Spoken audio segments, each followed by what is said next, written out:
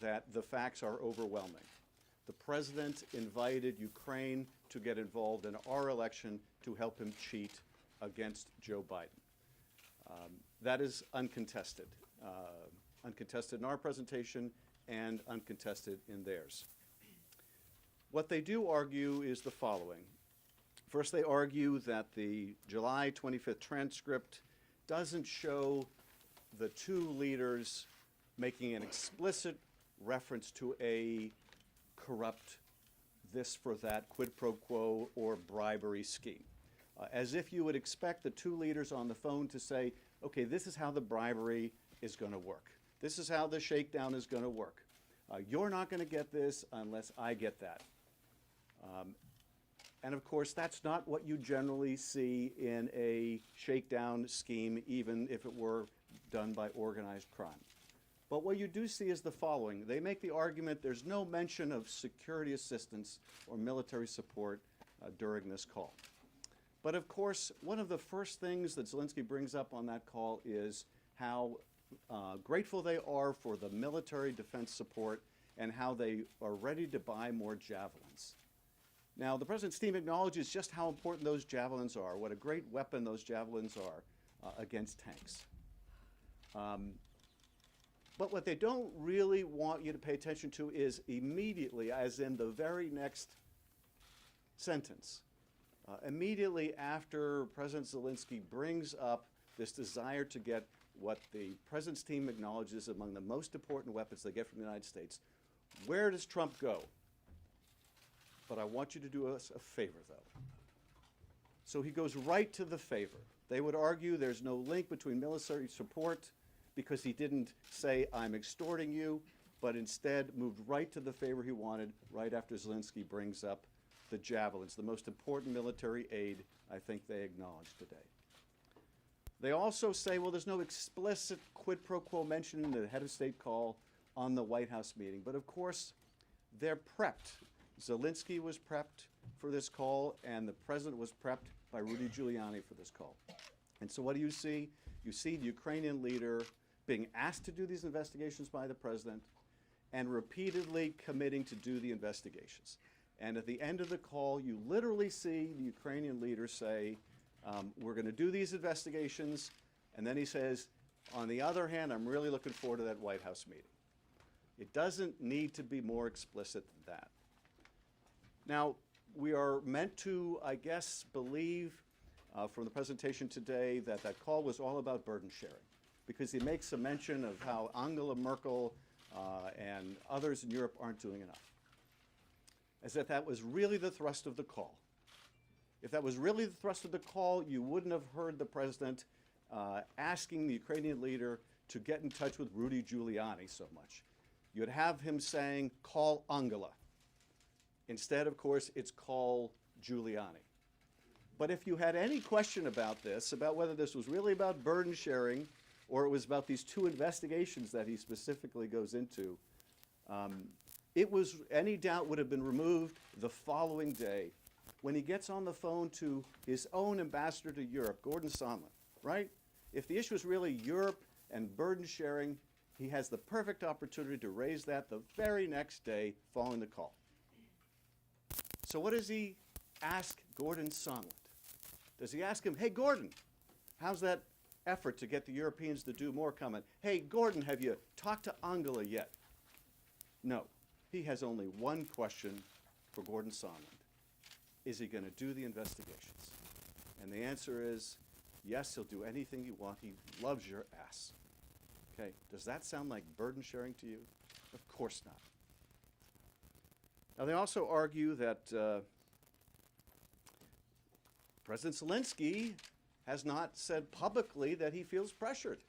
He hasn't said publicly that there was a quid pro quo, that he was being shaken down, as if a country wholly dependent on us is going to admit to being shaken down, which would not only irreparably break any relationship that he has with the president, but also it would reflect adversely on him with his own people. And yes, you could apply a little common sense. You don't have to be a mind reader to see why that would be so deeply damaging to Ukraine.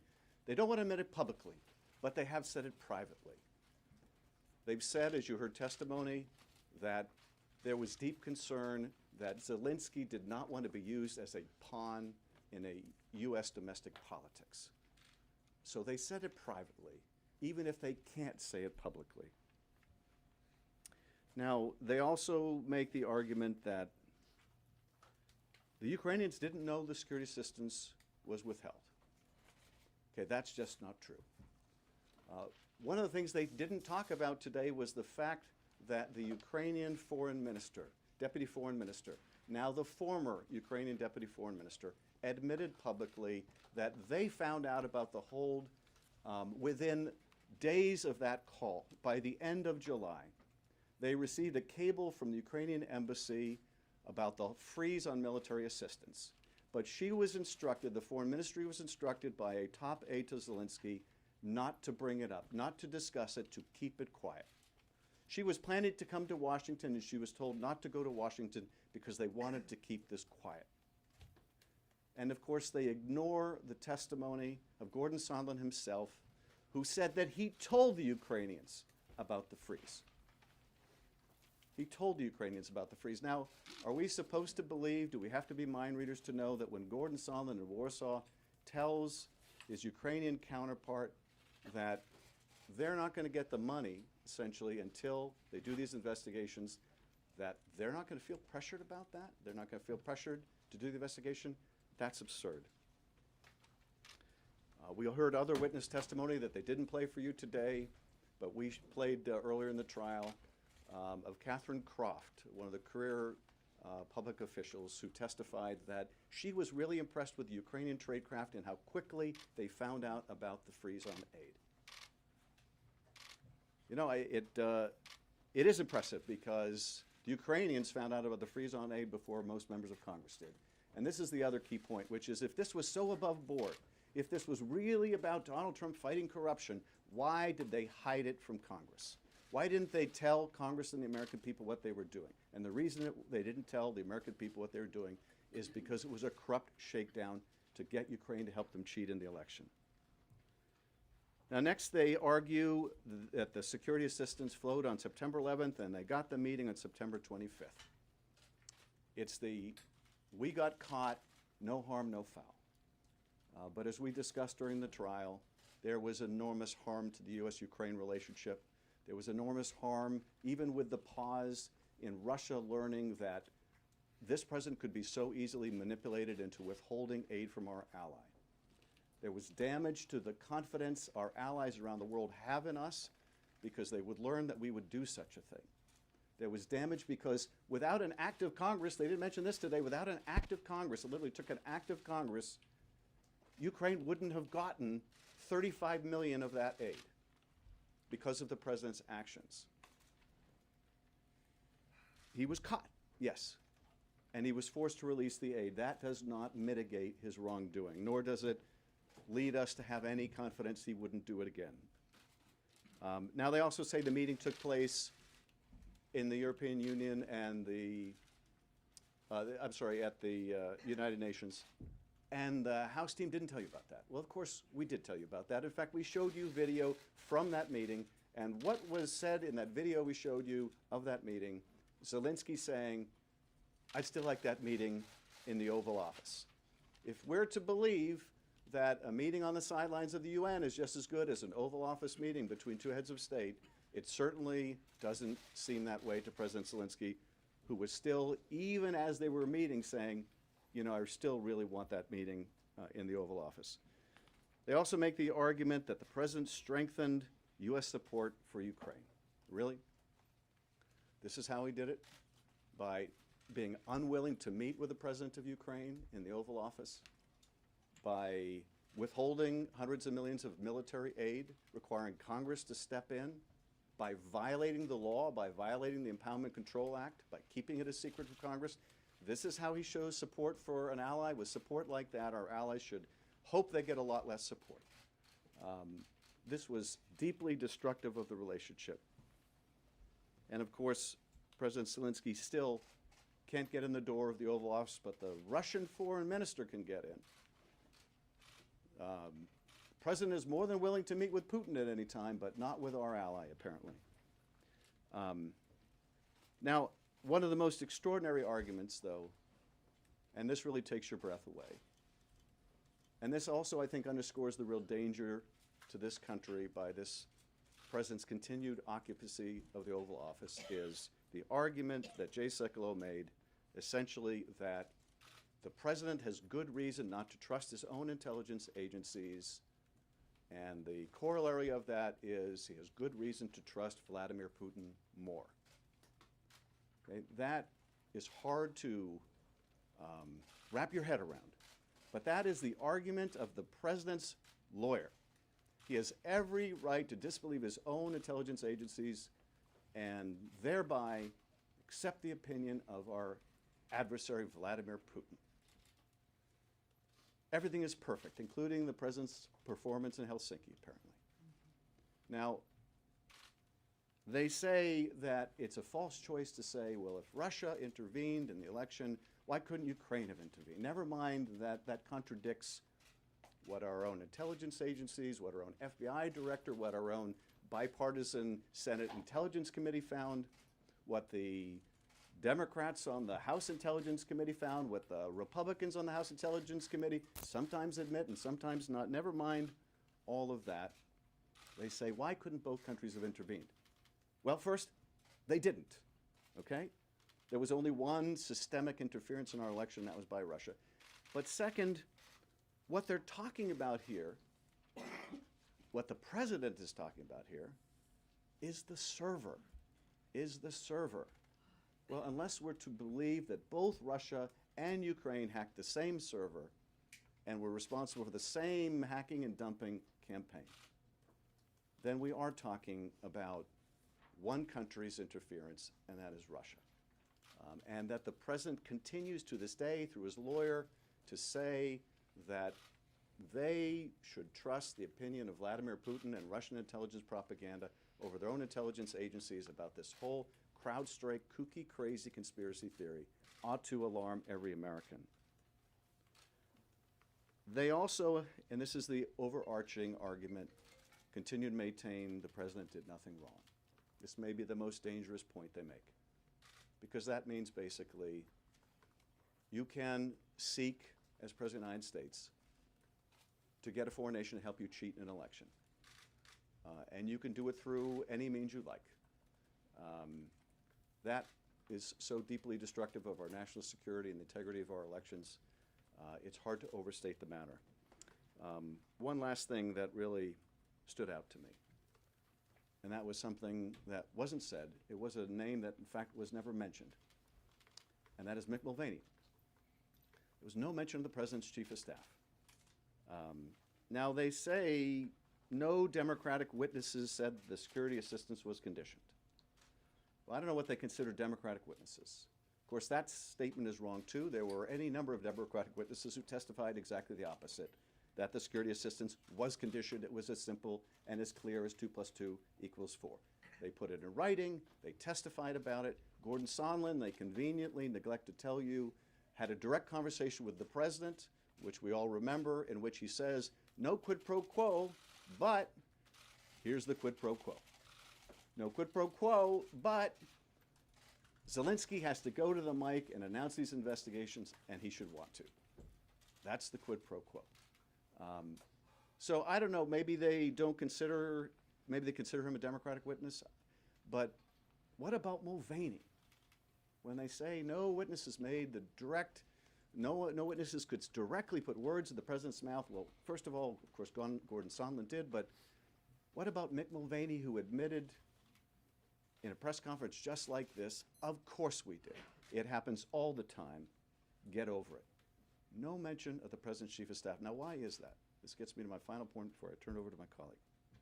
Why did they make no mention of Mick Mulvaney? Why would they have you look away from the fact that the president's own chief of staff has admitted to the most pernicious part of this scheme, which is the withholding of military aid to get Ukraine to do these investigations? Why would they make no mention of that? It gets back to something they argued in the first 2 minutes of their presentation. when they were attacking the House managers. They said, the House manager's goal should be to give you all of the facts. That is our goal. It's just not theirs. Because Mick Mulvaney has some of these facts. Another name you didn't hear was John Bolton. John Bolton has some of these facts. You didn't hear the name Duffy or Blair or other witnesses that the president, who is so confident that this was really about corruption and not about trying to smear an opponent, doesn't want you to hear from. The one question they did not address at all is why they don't want to give the American people a fair trial. Why they want this to be the first impeachment case in history without a single witness and without a single document being turned over. That ought to tell you everything you need to know about the strength and weaknesses of their case, which is they know exactly what the president did. The president's men know exactly what the president did. We proved what the president did. And the last thing they want is more of the truth to come out. Mr. Navin. Thank you very much. I want to make a number of points. First, the general point.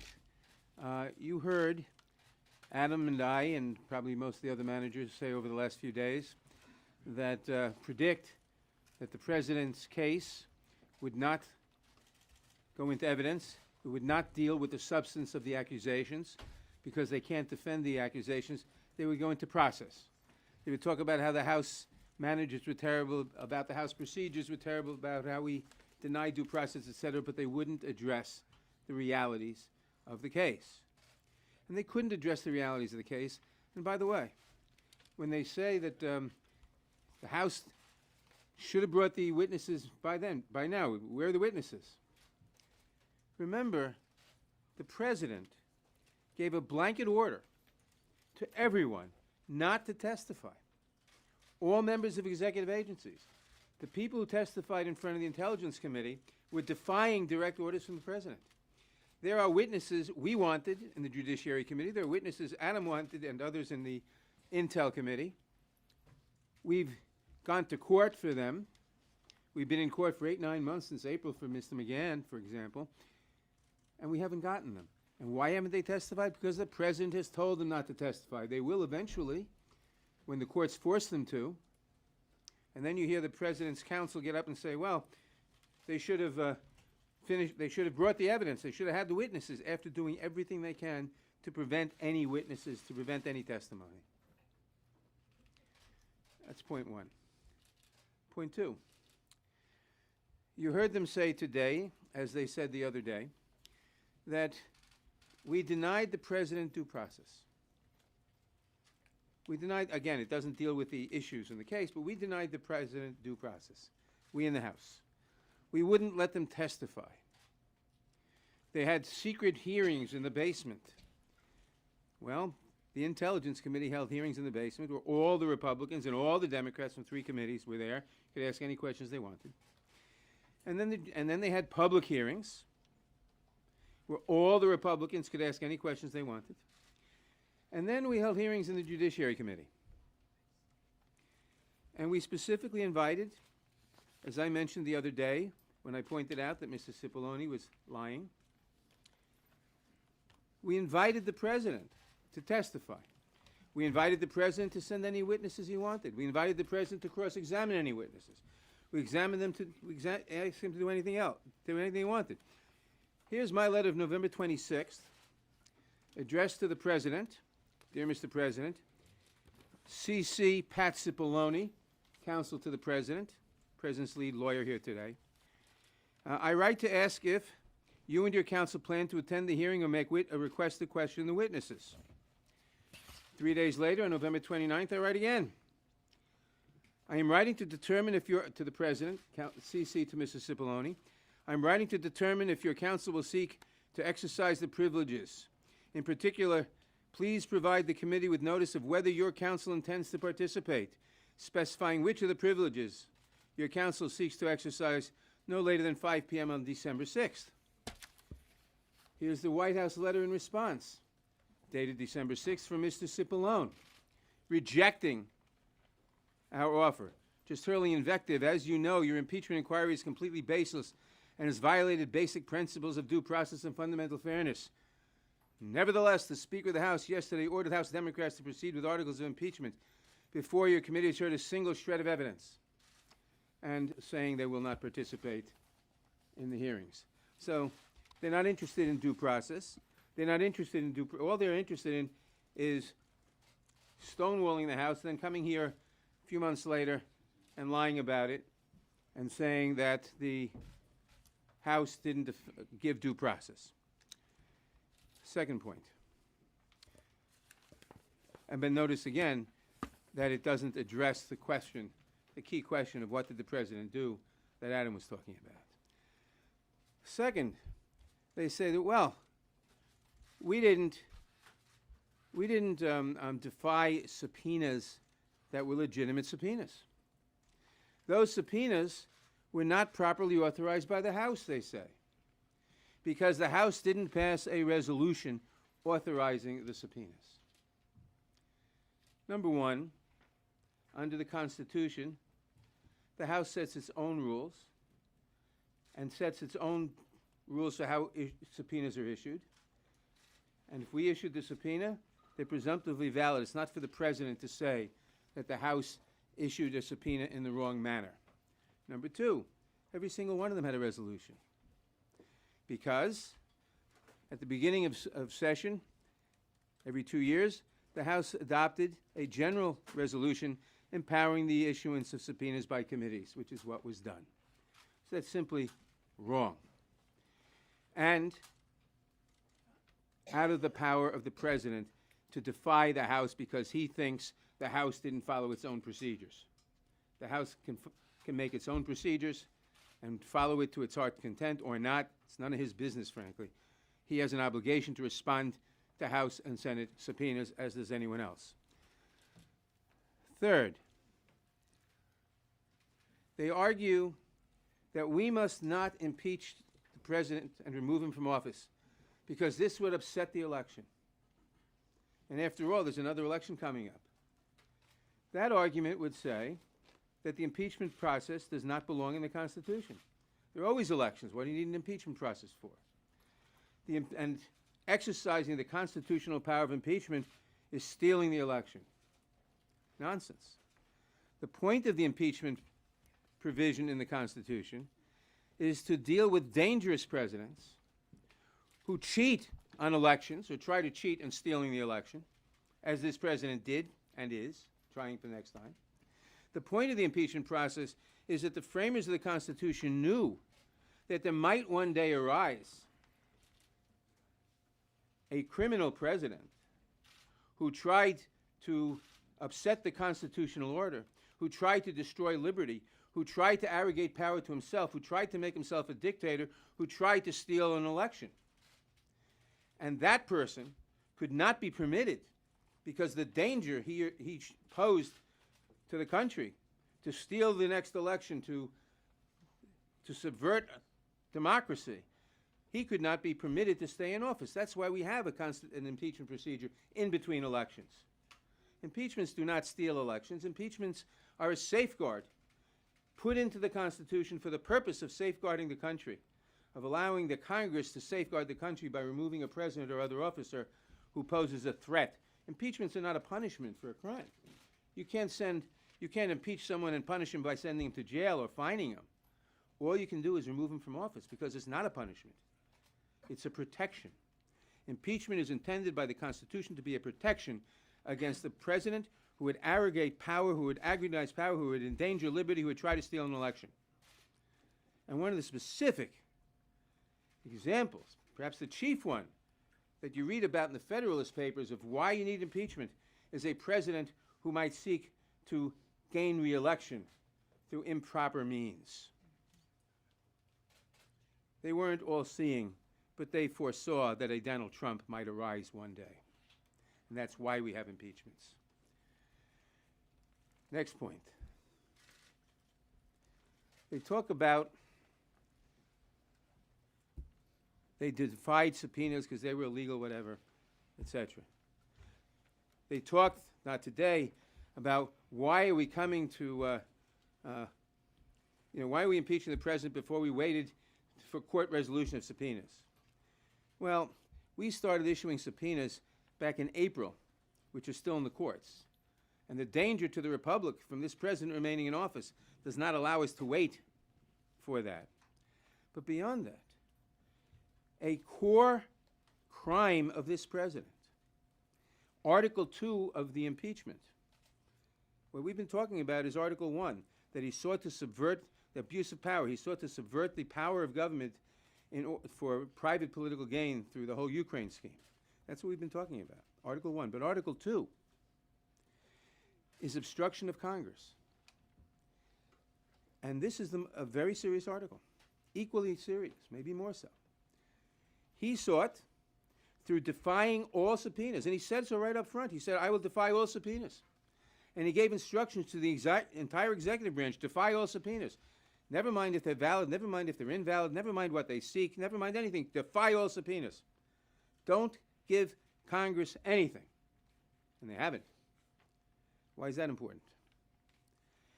Because no legislative body, Congress, can operate without information. And the way Congress gets information about what the government is doing, about what the executive branch is doing, about maybe we should change this or change that or leave that as it is or whatever, is by asking for information, is by getting members of the executive branch to testify and subpoenaing them when necessary. And to defy all subpoenas is to try to neuter the Congress, is to try to make it clear that Congress has no power and the president is a dictator because he will deprive the Congress of all information necessary to judge what he is doing, to correct it, to agree with him, to disagree with him, to put limits on what he's doing. To defy all subpoenas is to say, I am the dictator, Congress has no right to information, and Congress cannot act. That's why I said the other day that he sought to make himself a dictator, because that is the definition. A Congress that cannot act, an executive who believes he can refuse Congress all information and therefore neuter its ability to act, is an executive, a president in this case, who is saying, I matter, I am the government, like Louis XIV, l'état c'est moi, I am the government, only my opinion matters. The Congress that is elected by the American people has no right to limit me in any way. The absolute definition of a dictator. And if this government, if this country is not going to become a dictatorship, if our democracy is going to be safeguarded, you cannot have a president who defies all congressional subpoenas, who defies all requests for information, because that is guaranteed to make him a dictator, or to attempt to make him a dictator. I'm happy to take a couple questions. Mr. Chair, Yeah.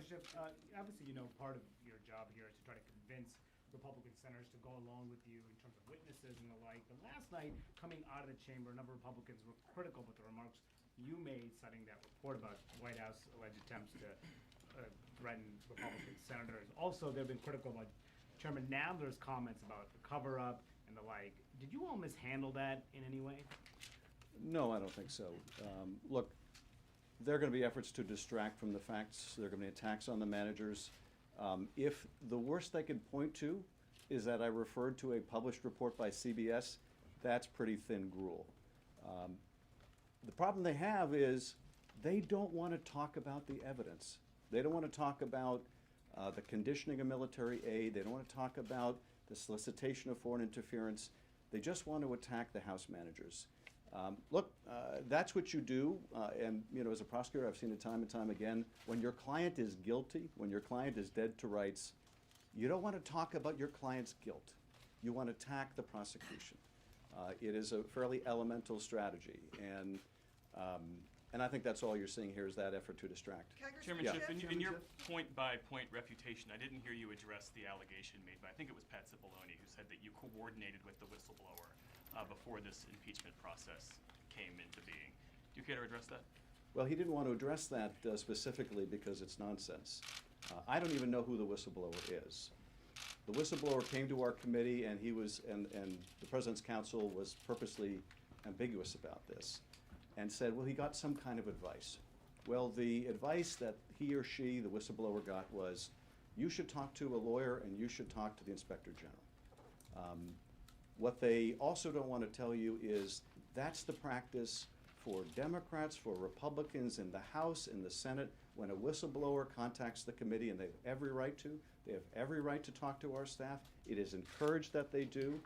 If they have a serious complaint and it's within the jurisdiction of the intelligence community, because sometimes whistleblowers will come to us and they have an issue that is not one that deals with the IC, the intelligence community, we will refer them somewhere else.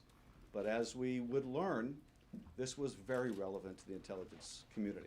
And so he was, or she was, properly encouraged to go to the Inspector General, and that's evidently what they did. The real issue here is they want to punish this whistleblower. Now they said, well, why did Adam Schiff want to call the whistleblower and then not want to call the whistleblower? And they wanted to try to imply some malevolent motive behind this. We wanted to call the whistleblower when we didn't know what the whistleblower really had to say and could add, and we hadn't done our investigation yet, and we didn't know about all of these other witnesses, Ambassador Taylor and Yovanovitch, Ambassador Volker and Gordon Sondland. We didn't know about any of that. But we also didn't have the whistleblower's life threatened by the President of the United States by suggesting that the whistleblower is a traitor or a spy, and we used to have a way of dealing with traitors and spies. So yes, when we were able to find all of these other witnesses and protect the anonymity of the whistleblower and make our case without relying on a whistleblower with secondhand information whose life has been put in jeopardy by the President and his allies, yes, we didn't want to go there. And the only motive they have for trying to out the whistleblower is to punish the whistleblower. If they were really interested in the American people knowing all the facts, they wouldn't be fighting to make sure that this is the first trial in history without witnesses. I can promise you this, Mick Mulvaney knows a lot more about this than any whistleblower. And John Bolton knows more about this than the whistleblower, and Michael Duffy and Robert Blair and the other witnesses we'd like to talk to have firsthand information. Some of them had firsthand conversations with the President. So why is it that the administration doesn't want them outed? Why doesn't the administration want them to talk to the American people? Because they know it would only incriminate the President. Make this the last question. Could you explain how the question process will work? Meaning, I know it's going to be written, is it unlimited questions? Does every senator just get one? Who decides how to do it? Because Yeah. it seems these questions could bring up, on both sides, in a sense, rebuttals that neither side has. Yeah. Well, I think that's exactly how the process will work, and did work the last time it was used, and that is there'll be 16 hours set aside for questioning. If we follow the practice that has been used in the past, it will alternate questions by Democratic senators and then questions by Republican senators. They will go to one side or the other, the President's team or the House managers, but not both. Although in the past, you would have a question directed to one side, and then the following question might be directed to the other side and might be on the same subject. And yes, those questions will allow us to respond, because at this point, the President's team will have the last word. They can mischaracterize what we say, or they can mischaracterize witness testimony. And in those questions, we hope to have the opportunity to respond and rebut. But one other point I want to make, and then I want to invite any of the other House managers that haven't had a chance to talk yet, if they'd like to add anything, is, as we outlined in the beginning of this process, to go to those questions after the opening statement by the President's team is to do this completely backwards. Because unless they have already predetermined that they will cater to the President's interests and deny the American people a fair trial, and deny them the opportunity to hear from witnesses, and deny them the opportunity to see documents, they should have an opportunity to ask questions about those witnesses and what they had to say, and about those documents.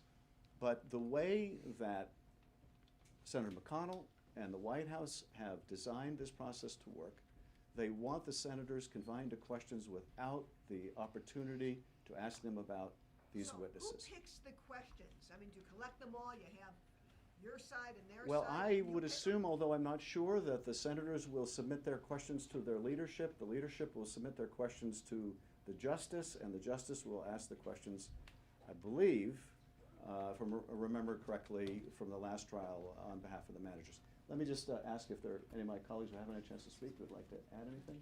Chairman Schiff. Then we're going to leave it at that. Thank you very much. Why don't you hit about 8 minutes, 6 minutes? Just do it from here because Yes, it's not much bad, right? go ahead, we'll do it from here. Just do it from here. Are you getting fancy?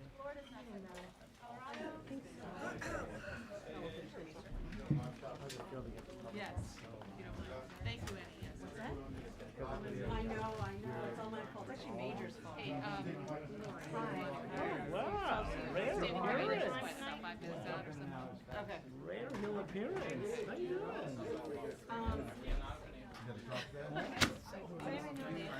You say you are hitting right now? Okay.